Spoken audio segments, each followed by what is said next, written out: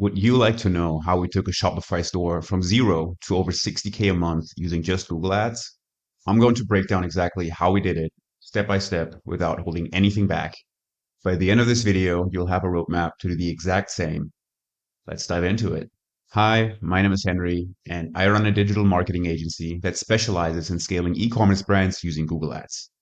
We've helped numerous clients scale their businesses to new heights, including the one we're talking about today. Okay, let's get straight into it. So here's what we did for this client. This client wasn't using Google Ads at all when they came to us. And we took their ad account, made it from scratch, and scaled to over 60K a month, hitting a 510% ROAS. Now you might be asking, oh, how did you do that? Well, very simple: testing, scaling, and optimizing. It's always three steps over and over. Now let's jump into the ad account, break down exactly what that looked like, and then you can apply it to your own business today. These are the 4 key campaigns that every e-commerce store needs to be running. Let's quickly go through each one, and then we can go a little bit deeper. First and foremost, this is usually the biggest moneymaker, responsible for anywhere around 50 to 75% of revenue for most of our clients. And this is just a newer version of the Smart Shopping campaign. With Performance Max, you can hit multiple networks like search and display and YouTube all in one campaign. It retargets people. With Google's machine learning, it's kind of a no-brainer. It's very easy to get this campaign profitable and get it to spend a decent amount where you will see an impact on your business. If you're not running a Performance Max campaign yet, you're probably leaving money on the table. Next up is your standard search campaign. The classic search ads, we take targeted high intent keywords like custom printed mouse pad or craft scissors for left-handed people. Be as specific as you can with the product you're selling. And these people who are already looking for products like yours, you want to just capture them at the top of Google, be right up there. It's very easy wins and usually easy to get customers that way. As you can see here with this campaign, getting fantastic results. You have to try it out for your main products that you're selling, and they're very likely to work and turn in good results. They're just often not as easy to scale as you wish. Next up is the branded search campaign. This is basically an insurance campaign. So if someone is searching for your brand name, you want to make sure that you are showing up at the very number one spot, not just in the organic results, but also in the paid ads results. Because there are people that will, if you're successful, will bet on your keyword and will want to show up when someone looks for your brand. So you just want to make sure that you are up there at all times. Very straightforward. And then lastly is the dynamic search ads campaign. I like to run this differently from my standard search, just because with the standard search is a campaign I can have a lot of control over. Whereas with the dynamic search ads, all you do here is you give Google your links and Google handles the rest. It handles the keywords to choose. It chooses which headlines to use, how to create the ads. Very little you can do. It scans your website and serves relevant ads automatically. It's very minimal effort, maximum return. For this particular client, the dynamic search ads campaign delivered a pretty amazing 6.5 return on ad spend. So yeah, these are the 4 main campaigns that I think everyone should start with, should set up in their main demographic. That's probably most likely being the US for the most of you. It'll work in any country if you can use the local language. The next part, before we go all in on Google Ads and start spending wild amounts of money, we always have to test to see if what we're doing actually works and we're not just throwing money on a wall and hope something will stick. So here's how you start testing. You start with a very small limited budget, whatever feels comfortable for you. For some people, it's $10 a day. For some people, it's $50 a day. Some people, it's $100 a day.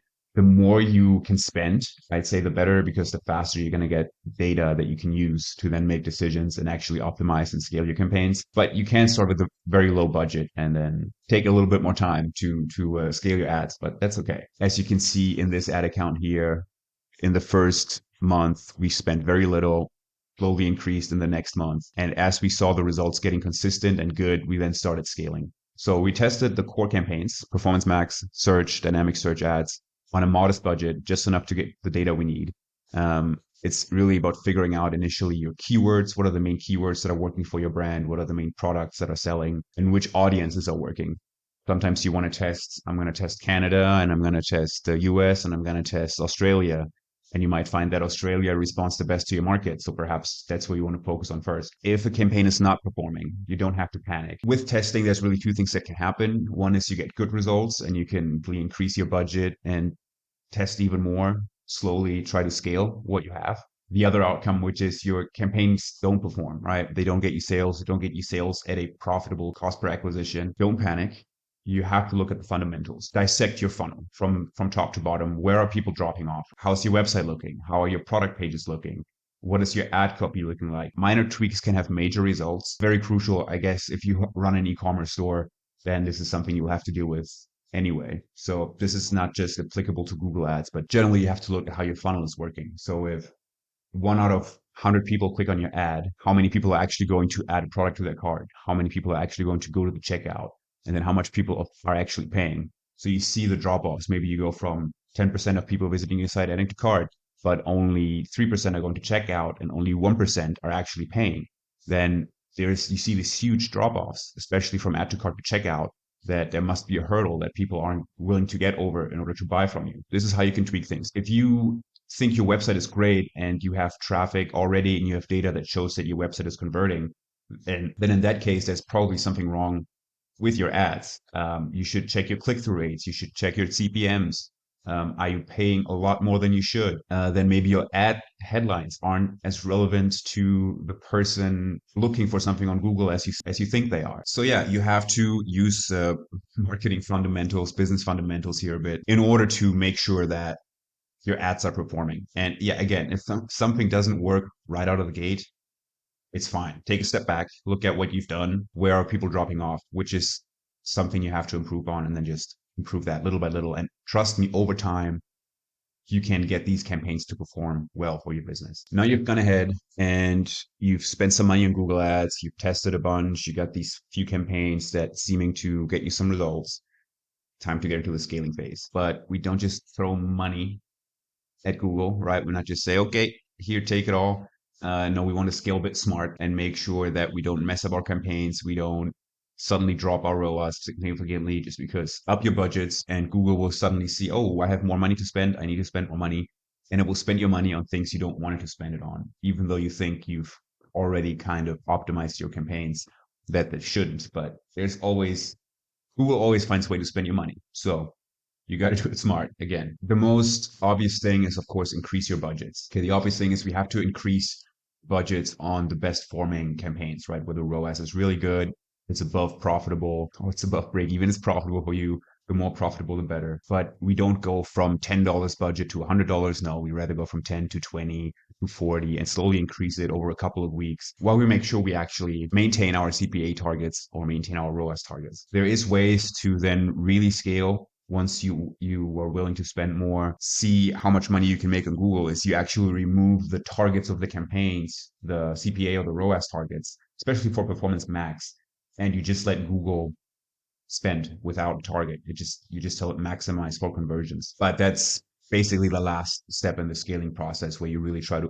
open up the floodgates, I like to say. But if you scale with targets on, then you'll see that at some point you will increase your campaign's budget, but Google isn't spending more because they're not able to spend more and still get you the same target ROAS or target CPA that we wanted to get. So if you can't really increase budgets anymore, then it's probably time to expand into new demographics. So if you've only been trying the US so far, go into the other markets, right? The other English speaking markets. If you can go localized, right? Different languages, try the Spanish market, all these things, even better. Do the easy things first, of course. You can just take the exact same campaign setup you already have and just launch it for those other countries and do the exact same thing. And then the last way you can scale is by going more horizontal with your keyword volume and your product selection. There's only so much people looking for your products in a day on Google, right? It can only say, oh, there's only 1,000 people looking for these keywords. You're limited by that factor in terms of how far you can scale. Now, how you can expand that is by getting into new keywords, not just by bidding on them, but by selling products that will serve these keywords essentially. That way the Performance Max campaigns has more products to choose from.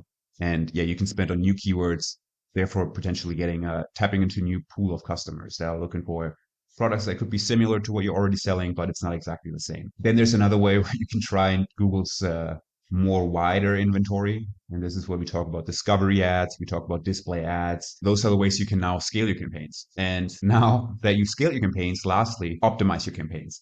So you've tried to spend more and more and more with your campaigns, and hopefully you've gotten more and more sales. But you will notice that as you scale higher, the sales will become more and more expensive. you're not going to be able to maintain the same slow CPA that you got in the beginning. The more you scale, the more Google needs to spend money on things that are outside of what's working, and therefore some money gets wasted. We want to limit that, of course, and kind of to say trim the fat of the campaigns, the stuff that's unnecessary. So while we're scaling, we continuously optimize, cut what's not working, and double down on what is. And here's how you do that. In my eyes, a few things. First and foremost, when it comes to your search campaigns, you have to always, on a regular basis, look at all your keywords, see how much they're spending, if they're getting sales. If it's a keyword that's spending you 50% of your campaign's budget, but it's not getting you any sales, then you have to just remove it immediately, essentially, to make sure that you're not spending money on it. And yeah, your campaign might spend less than after you optimized it, but at least you're not spending money on traffic that's not going to convert into customers. Here you will basically scale back a little bit, but your profitability should increase, which is, of course, what all business owners want. Revenue is cool and all. It's great for flexing to your friends. It's not. We want profit. So optimization, very key. So go into your search campaigns. Like here, you can go into your keywords. You can sort by, okay, which one spent the most. You can see which one's got conversions. You can adjust bids for specific keywords. If you think it's so relevant, you still need to be bidding on it. You can also put them in a new testing campaign and try maybe different headlines for this keyword. But this is all very nitty gritty. And if you want to go 80-20, just make sure you get the most out of your Google ad account without having to spend hours on data analysis and making these little tiny tweaks, then just turn it off and don't worry about it too much. Okay, so yeah, remove the underperforming keywords. Very, very obvious. With that also, especially when it comes to your Performance Max campaigns, here you have a Google feed, like your shopping campaigns, and you want to do the same thing that you do with the keywords, but for your products. So look at all your products, see which products Google is spending the most money on. And if they're not performing, then cut them out. Give Google some money to test these products to see if they can find the customers for you. But if they've spent more than twice their target CPA, so if you're selling a product for $50, you want to make sure you get a customer within $25 spend. Maybe you want to spend a $50 max on this product. And if you don't get a sale by then, you turn it off. Set your own parameters similar to the keywords. The next way you can optimize is split testing your ads. This is something that's very often overlooked. What I like to do is I like to go into these search campaigns, and you can do the same thing with your Performance Max campaigns. Go into your search campaigns. As an example here, I copy this ad, I paste it in the exact same campaign, I rename it, and then I go in and I change usually only one thing because I want to split test one thing. I like to test the headlines, split test your other stuff too, all the descriptions and stuff, but I think the headlines are the most important when it comes to search ads. I always like to use this keyword placeholder. So when someone looks for a specific thing, my ad, the first headline that will show is always the keyword they typed in. Unless it doesn't fit within 30 characters, then it will show a standard text you can choose. So it can be your brand name or whatever. I like to pin that at the number one position. Now you can give Google like 15 headlines or something and they will keep testing. But I like to pin one or even two locations. So I pin the first one and I pin the third one and I let Google rotate the center one. So maybe what I'll do here when I copy my ad, I leave the first one the same, obviously, but the one I copied, I change the pinned headline. So I test another pinned headline essentially. And this is just one split test. You can test many things here. After you've done this, duplicated an ad, and then you let Google spend on both ads, you can come back after a week, maybe you see you want to get some impressions on your ad, maybe 1,000 impressions, maybe more, maybe 5,000, and just see which one performs better in terms of click-through rate, getting you low cost per click, maybe even sales. And then you turn off the one that performs worse and you repeat. You duplicate the one that did better and change one thing and you test them against each other again. And you can keep doing that. And you should be doing that with all your campaigns. And the last thing you have to do to optimize your campaigns is to constantly adjust the bids and the budgets. You want to make sure that Google is spending the most it can possible getting your target CPA or target ROAS, because seasons always change and trends change and there's Christmas is coming around. People buy more. Keep an eye on your campaigns. Usually Google will tell you increase your budget because it max spend, but it wants to spend more. Google will tell you in your dashboard. You probably should increase your budget then if the campaign is getting you really good results. But same goes with the bids. Find that campaigns over time, they spend the same, but the profitability goes down. In that case, we probably want to increase our target a bit, our ROAS or CPA target, limit the spend and make sure the campaign gets more profitable again. So yeah, this is a constant thing you have to play with. And there you have it. Everything you need to scale your Shopify store to new heights with this simple Google Ads setup. So if you found this breakdown valuable, please consider subscribing to my channel so that you don't miss out on any future tips and strategies. that I'll be sharing. And if you're real serious about taking your business to the next level, you can join our free community. There's a link in the description below where we go even deeper into tips and strategies on how to scale e-commerce brands.